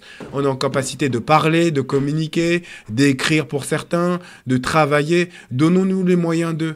Arrêtons de faire qu'on soit dans une case. Nous aussi, c'est aussi à nous de transformer cette société et c'est à nous de transformer et de mettre en avant notre potentiel. On a un potentiel, exploitons-le. Alors Yvan, une dernière question. Est-ce qu'il y a, quand vous jouez donc en équipe de France pour les Jeux paralympiques par exemple, vous êtes rémunéré quand même là par la fédération ? Il y a une fédération ? Alors, le CC-Foot ne dépend pas de la Fédération française de football, mais le CC-Foot, comme plein de disciplines pour personnes en situation de handicap, est accompagné par la Fédération française handisport. Et effectivement, on est un petit peu soutenu, notamment par l'intermédiaire du canal de l'ANS, l'Agence nationale de sport, donc qui nous soutient donc via la Fédération française handisport. Mais on n'est pas accompagné par la Fédération française de football. Ce qui est d'ailleurs dommage, parce que je pense qu'un vrai accompagnement entre la Fédération française de foot et la FFH permettrait de mutualiser les forces et permettrait de mutualiser les moyens financiers. Néanmoins, on est quand même dignement accompagné par la Fédération française handisport qui nous soutient sur le plan national et qui nous accompagne sur les compétitions internationales, aussi bien lors de l'Euro, lors de la Coupe du Monde que pendant les Jeux paralympiques. Mais vraiment, vraiment, je remercie Christophe, je remercie Rachid et je vous remercie pour tout. Alors il y a Lounès qui souhaite te parler, Yvan, qui nous écoute là, au standard et qui nous a appelé. Salut Lounès, baisse-moi ta radio s'il te plaît parce que ça fait de l'écho. Voilà. Bonsoir Lounès. Attends, juste le temps de vous entendre. Oui, je voulais juste féliciter Yvan. Vraiment, c'est merveilleux la façon dont tu nous remotives tous. Bon, nous on est valides, hein, mais franchement, à t'entendre, tu es heureux, tu es plein de joie et tu es une leçon de morale pour tous. Hein. Bravo Yvan, continue comme ça. Écoute, merci pour ton témoignage, Younes, qui me va droit au cœur. Effectivement, j'essaie de le faire comprendre au travers de mes propos. Je suis quelqu'un de comblé, épanoui, je n'ai aucun souci avec mon handicap. C'est la vie, ça fait partie de moi et que je l'accepte tel quel. Moi, ce qui me ferait plaisir, c'est qu'un maximum d'auditeurs aillent sur Internet pour voir ce que c'est que le cécifoot ou sur le Instagram, ivan.wanji. Mais surtout, au-delà de ça, venez, j'organise des sessions d'entraînement régulièrement au Five de Beson, à côté de Nanterre. Venez pour découvrir la pratique, venez pour essayer. Et n'hésitez pas, je suis en lien avec Christophe qui a mes coordonnées. Si vous souhaitez mettre en place des sessions de découverte, de sensibilisation, soit lors de tournois sportifs, soit au sein d'associations, soit dans les centres de loisirs, ou dans les écoles, ou dans les clubs sportifs, peu importe le club, tant que c'est des structures qui réunissent des gens, et tant qu'on peut leur proposer une session de cécifoot et parler du handicap, on a tout gagné. Alors Yvan, c'est yvan.wanji sur Instagram. Wanji, c'est W-O-U-A-N-D. J-I, donc Yvan, yvan.wanji, W-O-U-A-N-D-J-I. Mais si vous avez du mal à retrouver le nom de famille, vous tapez Yvan cécifoot sur Internet et vous retrouvez le nom de famille. Et il y a juste un point entre les deux sur Instagram. Très bien, merci beaucoup Yvan en tout cas et bonne chance pour la suite et bravo pour ton dynamisme. Écoute Christophe, simplement s'il te plaît, vraiment remercier l'ensemble des personnes qui ont contribué à ce que je sois là aujourd'hui. Je te félicite parce que tu es comme moi, tu es non-voyant et tu es compétent, c'est important de le dire. Et je te remercie parce que tu tends la main au cécifoot et au handicap et on se comprend, c'est très bien et moi je te soutiendrai à mon niveau avec plaisir. Et vraiment la plus belle des choses c'est de t'encourager aussi toi dans ce que tu fais parce que c'est important de mettre des personnes compétentes au bon poste et tu es là non pas parce que tu ne vois pas mais tu es là parce que tu es bon et tu es compétent. Alors, et vraiment bravo, merci. Merci Yvan. Oui Rachid, rapide. Christophe, j'aimerais dire une chose. Ouais. Je vous le dis avec beaucoup de sincérité. J'aimerais avoir un ministre des Sports qui s'appelle Yvan, qui a cette éthique de la responsabilité et qui a cette capacité de se dépasser et de donner envie aux autres. Merci Yvan pour ton témoignage. Et c'est grâce à Tarek Pami d'ailleurs qu'il l'a rencontré au Parc des Princes pour la petite histoire. Hein. Bonsoir Yvan. Bonsoir Tarek. Merci. Hein. Voilà. Donc dès que je vais te tutoyer, je ne tutoie jamais les gens, mais je vais te tutoyer. Dès qu'on s'est rencontrés, je te dis, voilà, nous avons notre Christophe qui est avec nous pour sa compétence et non pour son handicap. Et qu'on serait heureux de t'accueillir dans le studio pour donner envie de jouer au foot et pour surtout donner envie que nos compétences sont ce que nous sommes nous capables d'en faire et que quel que soit ce que nous avons comme handicap, noir, arabe, musulman, aveugle... Ah, c'est un handicap ça? Non mais justement... comme particularité, voilà, je les aligne. Quand on se bat dans ce pays ailleurs, on arrive à réaliser ses rêves. Et ces rêves, ce sont le début de la vie et de la réalité. Et c'est ce qui peut décomplexer d'autres jeunes et qui leur donne envie de devenir des Christophe, des Yvan, et en tout cas ici à France Maghreb, de t'es chez toi quand tu veux. Merci Tarek. En tout cas Tarek pour tes mots. Et ce qui est génial, c'est qu'on s'est rencontrés il y a un mois et tu as associé les paroles aux actes. Donc bravo à toi. Ah oui, merci, il est comme ça Tarek. Voilà. Non, bravo. Merci beaucoup. Dans un instant, messieurs, dames, place aussi à vos propositions parce qu'on arrive dans une période importante qui est l'élection présidentielle. Et le Grand Forum et France Maghreb 2 s'engagent. Vous écoute, vous allez pouvoir nous faire vos propositions comme vous l'avez fait hier. Et Rachid, et peut-être aussi Tarek d'ailleurs, s'il le veut bien, auront la lourde tâche d'en choisir une. Voilà, c'est eux qui choisissent la proposition, la meilleure, celle qui leur semble la plus intéressante, à transmettre aux candidats qu'on aura l'occasion de rencontrer durant cette campagne. Soyez les bienvenus, vous êtes bien sur France Maghreb 2, le Grand Forum. Vos téléphones, le téléphone pour nous appeler et faire vos propositions, 01 40 33 9000, à tout de suite.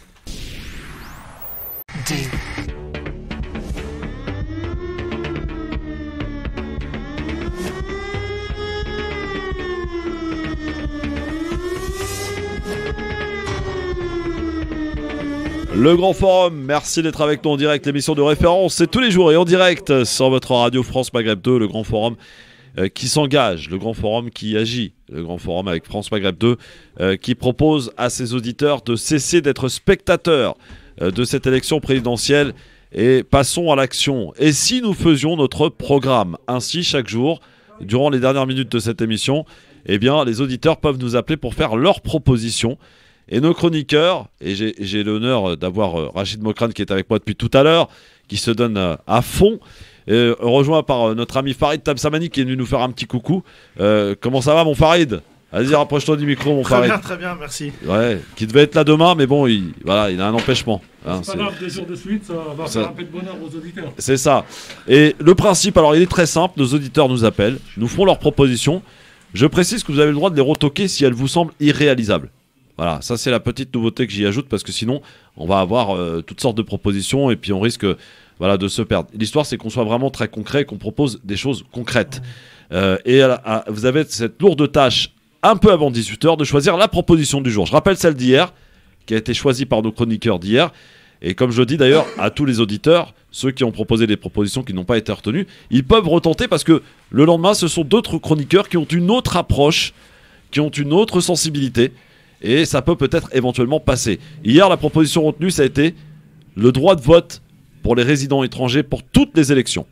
Voilà, c'est ce qui a été retenu, et c'est ce que je m'engage à porter aussi auprès des candidats qui se présenteront à cette présidentielle. Je ne sais pas combien ils seront, mais bon, en tout cas, on rapportera tout cela, évidemment. On va accueillir la première proposition de ce jour. Elle est signée Abdel, qui nous a, lui, fait une proposition hier, qu'il va retenter aujourd'hui, avec Rachid, Tarek et Farid. Abdel, bonsoir. Bonsoir et merci pour tout concept, Christophe. Je vais reformuler ma demande, mais je vais approfondir. Oui, je voudrais le revenu universel, car on ne peut pas s'imaginer aujourd'hui combien de personnes, de millions de Français sont en difficulté. Je vous parle même pas des suicides, on parle un suicide par minute. Je vous parle même pas des agriculteurs, je vous parle pas des étudiants à qui ça pourrait aider. Et je veux pas entendre, si on leur donne, parce que moi ce serait 1 200 € universel pour toute personne qui paye ses impôts et qui gagne moins d'1 million d'euros par mois.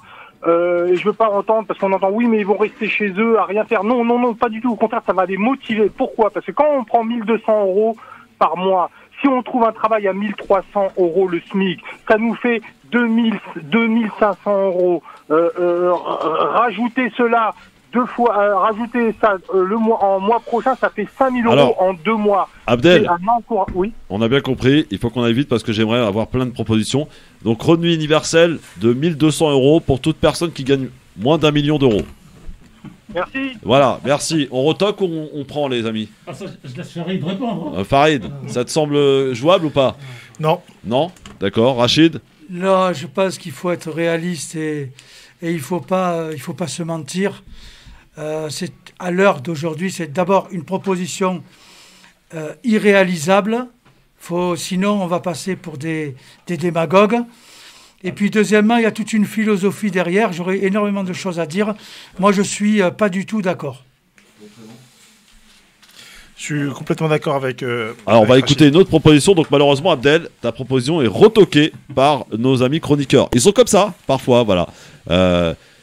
Il faut savoir déceler un petit peu la sensibilité des chroniqueurs, vous voyez. Il faut savoir adapter vos propositions. On est injuste avec eux.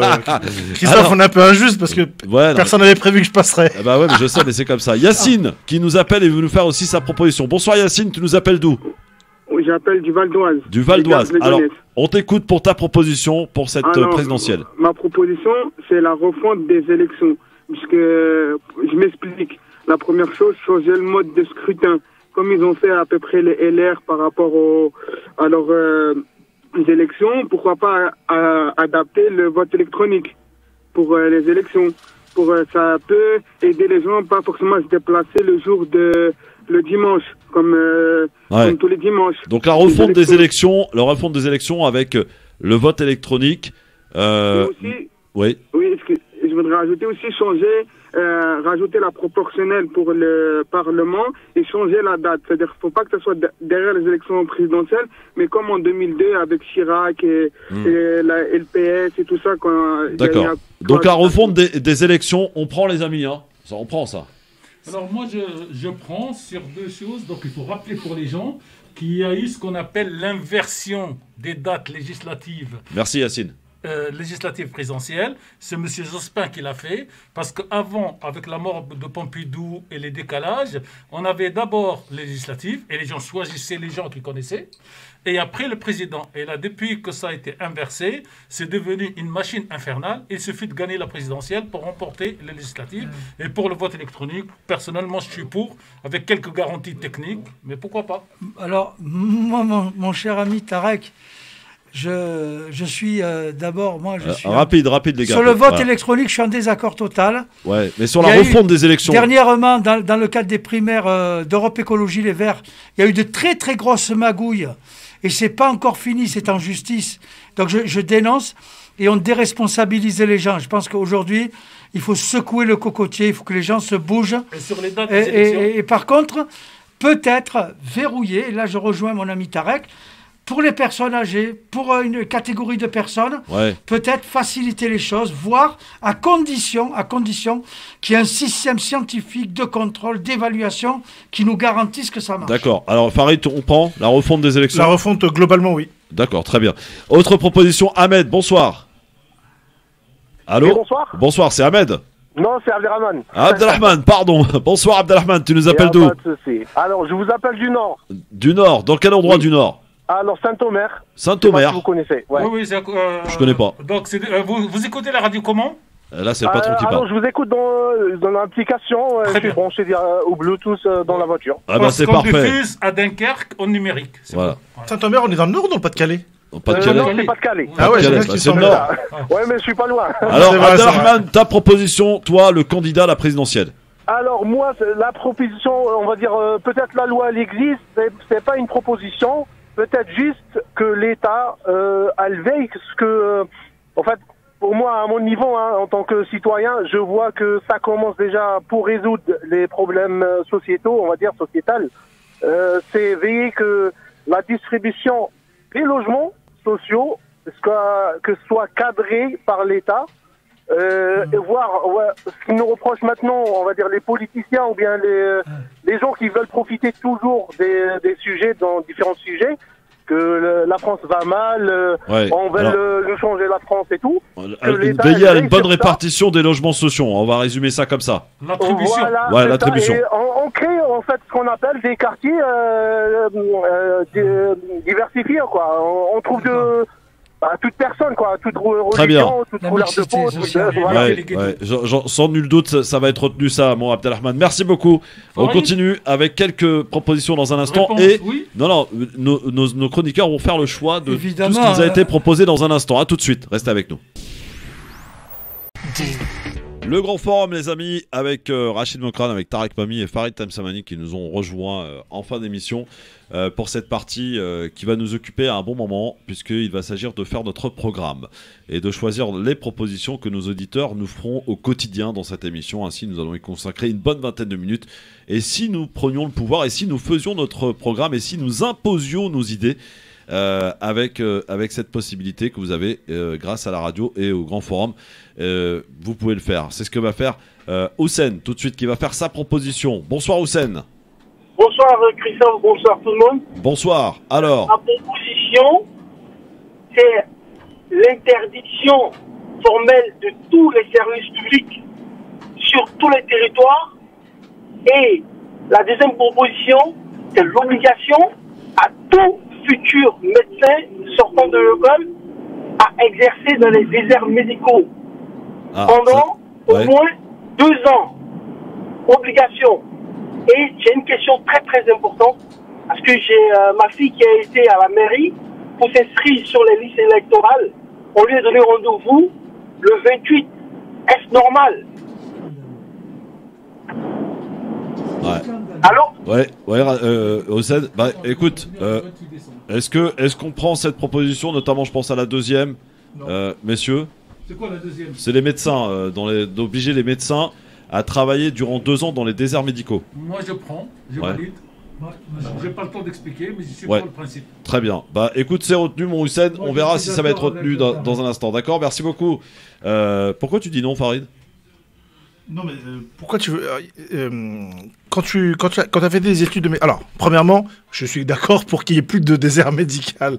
On est bien d'accord qu'on ne défend pas mes propos. Maintenant, obliger quelqu'un qui a sa propre vie, qui a son propre projet. Je rappelle que les études de médecine, c'est pas des études qu'on fait en 1 an, c'est quasiment 10 ans. Entre 8 et 10, et je parle pas du secondaire. Donc, pour se préparer à faire des études de médecine.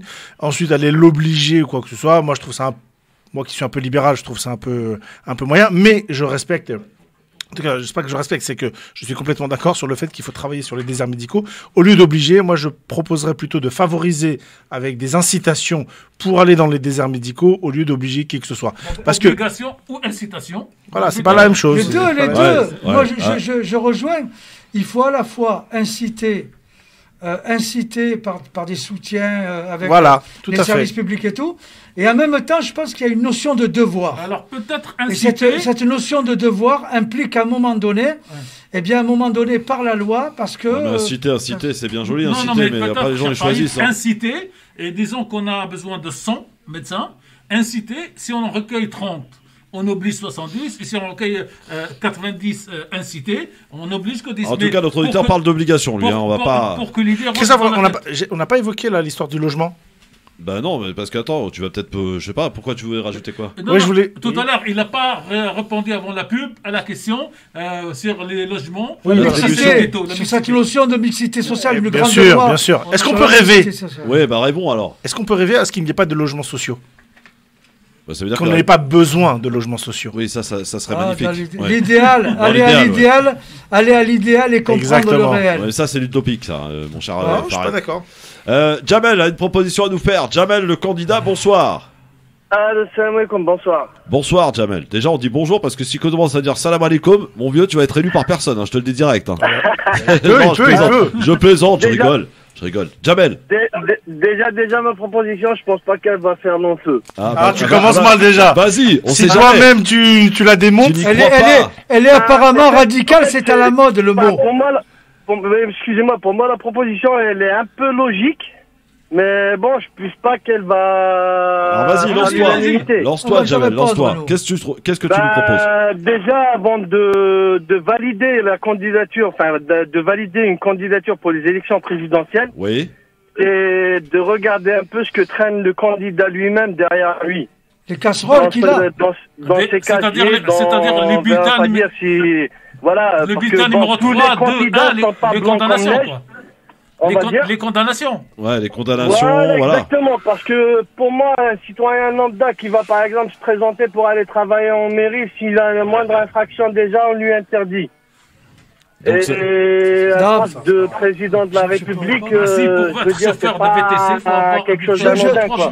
Ouais, d'accord. Donc en fait, c'est clair, c'est interdire à quelqu'un déjà condamné de se présenter à une élection. C'est ça, hein? Voilà, exactement. D'accord, très bien. Christophe, très bien. Aujourd'hui, il y a 400 métiers à qui on demande le casier judiciaire. Seuls les politiques, on ne leur demande pas. Et moi, je dis, je suis d'accord à 2 millions de %. Par contre, je pense que tout individu a droit à une deuxième chance. Par contre, là où il faut être très très vigilant, c'est ceux qui menacent l'ordre public. Ceux qui peuvent provoquer par leur discours, par le fait de désigner, stigmatiser, diaboliser. Non, mais il faudrait trouver une solution pour créer les conditions de l'unité et la cohésion. Parce que là, on a un va-t-en-guerre, j'allais dire un virus, non.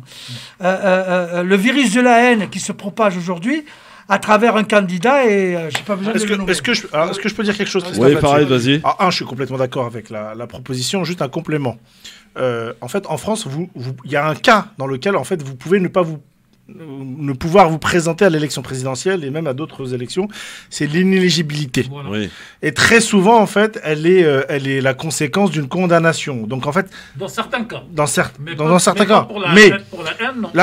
Alors, si le juge décide, si le juge décide dans la haine, dans la condamnation pour haine, de priver les droits civiques d'un citoyen, il a la possibilité. La difficulté, on est d'accord, c'est que ça n'est quasiment pas fait, mais en tout cas, c'est une possibilité qui existe déjà dans le code pénal. Bon. Alors, est-ce qu'on peut la résumer pour ma part? Oui, pour cette proposition, avec peut-être l'affiner. Elle est systématiquement pour les hommes politiques déjà en place. Et elle est pour ceux qui se présentent, comme le cas de M. X et de Mme Y. Alors, je précise et regrette quand même que hier, on a fait toute une émission là-dessus. On a eu pas du tout de femmes. Et encore aujourd'hui. Et je suis un peu désolé de voir que les femmes ne s'investissent pas. Et ça, c'est dommage. Voilà. Il faut que mesdames et mesdemoiselles, vous puissiez aussi... Le jour où vous aurez des chroniqueuses femmes... L'avantage, c'est qu'elles votent. Non, mais on a des chroniqueuses femmes. Et le jour où elles seront là, vous verrez que ça viendra plus facile. Alors, je vous rappelle les propositions que vous avez à choisir, messieurs. Il va falloir faire un choix collectif. Hein. Et on restait qu'une seule? Ah oui. Ah oui. Refonte des élections.